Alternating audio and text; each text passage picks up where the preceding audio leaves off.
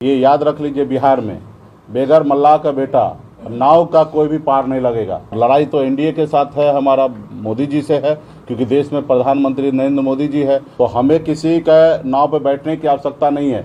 जो हमारे नाव पे बैठेगा वही पार लगाएगा और वही दिल्ली में सरकार बनाएगा। तो पता है कि बिहार में निषाद आरक्षण संकल्प यात्रा को लेकर 101 दिन का मेरा यात्रा पूरा हुआ 4 नवंबर को। उसके बाद ये भी संकल्प यात्रा को हम लोगों ने विस्तार दिया कि पूरे बिहार में यूपी और झारखंड मिला के 14 रैली करना है, जिसमें से एक रैली मुजफ्फरपुर में भी निर्धारित हुआ है और 6 दिसंबर को मुजफ्फरपुर में होना है।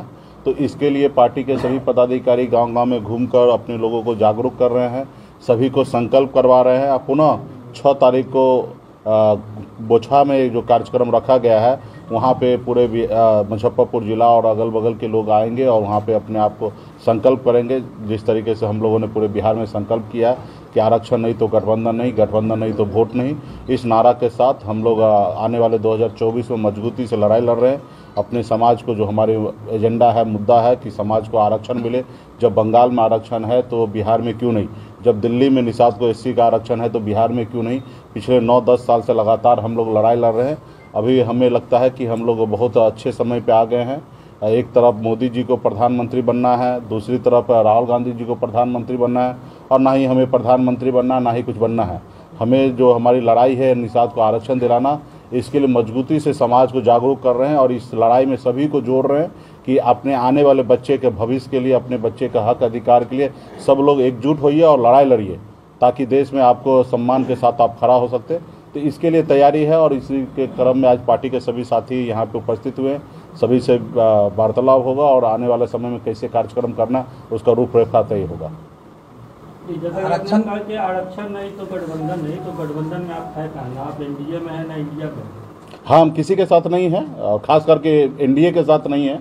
और लड़ाई तो एनडीए के साथ है, हमारा मोदी जी से है, क्योंकि देश में प्रधानमंत्री नरेंद्र मोदी जी है और आरक्षण का मांग उन्हीं से है। और उन्हीं को कहते हैं कि भाई आरक्षण नहीं दीजिएगा तो कोई उम्मीद नहीं कीजिए कि आपके साथ हम जाएंगे। और निश्चित तौर पे अपने समाज के हक अधिकार के लिए लड़ाई लड़ रहे हैं। हम लोग राजनीति करने के लिए सिर्फ नहीं आए। ये बात सही है कि पॉलिटिकल पार्टी है, पॉलिटिकल पार्टी का एक काम होता है कि चुनाव के समय में चुनाव लड़ना, लेकिन पार्टी का जैसे मोदी जी का एजेंडा था कि राम मंदिर बनाना, उसी तरीके से हमारा एजेंडा है कि गरीब बच्चे के लिए स्कूल बनाना, हॉस्पिटल बनाना, निषाद को आरक्षण दिलाना। जब देश एक है, संविधान एक है, तो फिर हमारे साथ भेदभाव क्यों हो सकता है? जब बंगाल में आरक्षण निषाद को मिल सकता है, बीन बेलदार नूनिया मला को मिल सकता है, दिल्ली में मिल सकता है, तो भाई बिहार में क्यों नहीं मिल सकता? और इसके लेके हम लोग 9 साल से लड़ाई लड़ रहे हैं और आगे भी लड़ाई लड़ते रहेंगे। जब तक हमारे पास वो पावर और शक्ति नहीं आएगा, जब तक हम लड़ाई लड़ते रहेंगे। एक न एक दिन हम निश्चित तौर पर सफल होंगे। अब भारतीय जनता पार्टी भी 2 सीट से आज 303 सीट उन्होंने बनाया है, संघर्ष किया और उनका जो एजेंडा था उन्होंने किया। उसी तरीके से हमारा जो एजेंडा है, हम जो चाहते हैं कि गरीब का न्याय हो, गरीब को न्याय मिले, उनके बच्चे को रोजगार मिले, उसके बच्चे सर उठा के जिए, उसके लिए हॉस्पिटल बने, वो अच्छे स्कूल में पढ़े, तो ये सारे व्यवस्था करना है। तो इसके लिए हम लोगों को सामाजिक आंदोलन करके ही किया जा सकता है और इसके लिए हम लोग लड़ाई लड़ रहे हैं। इतने दिन यात्रा चला, कोई अमल किया कि नहीं? पहल हमें किसी से क्या लेना देना? प्रधानमंत्री हमको थोड़े बनना है, जिनको बनना है वो उनको फिक्र रहना है। और हाँ कि हम तो अपना काम करते हैं। निषाद समाज के भविष्य के बारे में जो सोचेगा वो निश्चित तौर पे निषाद समाज का बारे में सोचेगा। अगर किसी को अगर निषाद समाज फिक्र नहीं करेंगे तो निश्चित तौर पे वो अपने घर में रहेंगे, हम अपने घर में रहेंगे और हमारा संघर्ष यूं ही जारी रहेगा। कोई नोटिस ले या ना ले उससे हमें फर्क नहीं पड़ता, हम अपने काम को मजबूती से पूरा करेंगे। 24 में किसके साथ जाना है वो कब तक तय हो जाएगा? निश्चित तौर पे 2024 के समय में किसी गठबंधन के साथ ही रहेंगे, लेकिन इसके लिए हमारा 6 दिसंबर तक रैली है। रैली करने के बाद फिर पार्टी के लोगों से बात होगा, चीज़ें जो हमारे एजेंडा है उसको एक्सेप्ट करेंगे, उसके बाद हम लोग निर्णय आने वाले समय में लेंगे। अभी फिलहाल तो हमारी जो कार्यक्रम है उसको लेके हम लोग काम करेंगे। ये याद रख लीजिए, बिहार में बेगर मल्लाह का बेटा नाव का कोई भी पार नहीं लगेगा। हम लोग उस कुल खानदान से हैं कि जो हमारे पूर्वज ने श्री रामचंद्र जी को पार लगाए हैं। तो हमें किसी का नाव पे बैठने की आवश्यकता नहीं है।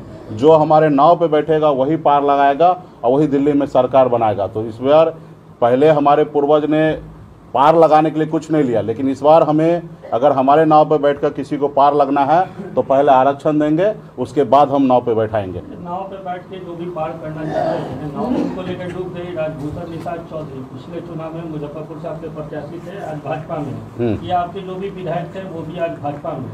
तो जो भी वीआईपी को एक वोटर थे वो खुद को ठगा हुआ महसूस कर रहे हैं कि वीआईपी के नाम पे, मल्लाह के नाम पे आप वोट तो लेते हैं, पर वो जाते तो भाजपा में ही है। देखिए, अभी आप मेहनत कीजिएगा, आप घर में कुछ संपत्ति को जमा करके रखिएगा, रात को कोई चोरी कर ले तो आप कैसे गुनाहगार हो सकते?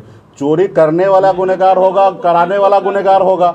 तो जिन लोगों को मान लीजिए शॉर्टकट मार के आगे भागना है तो वो अपना काम करेंगे, रहा कि जिनको चोरी करवाना वो गुनहगार है। हम तो अपना काम कर रहे हैं।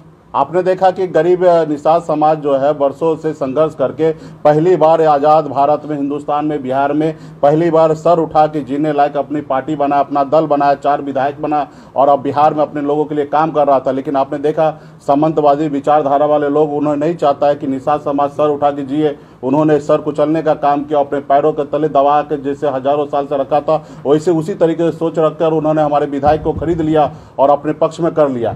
तो खैर वो उनका जो काम है वो करते रहेंगे, लेकिन हमारा जो काम है संघर्ष करना। हम लोग संघर्ष करने वाले लोग हैं। हम अमर शहीद जुब्बा सहनी जी के सुपुत्र हैं, हम उनके विरासत, हमारे विरासत रहे हैं, हम उनके कुल खानदान के हैं। हम अपने पूर्वज से सीखे हैं कि संघर्ष करना, जब तक सफलता हासिल नहीं होगा वैसे संघर्ष करते रहना। आज हम 900 रुपये महीने पे नौकरी में करता था, संघर्ष के बदौलत इस मुकाम तक पहुँचे हैं। हमारे पास कोई विरासत नहीं था, कोई पिताजी दादाजी कोई कुछ नहीं था, लेकिन हम अपने दम पर बिहार में एक अपनी पहचान बनाए। तो उसी तरीके से आने वाले समय में संघर्ष करेंगे और संघर्ष जितना भी समय लगेगा संघर्ष करके आगे हम लोग मंजिल को प्राप्त करेंगे। धन्यवाद।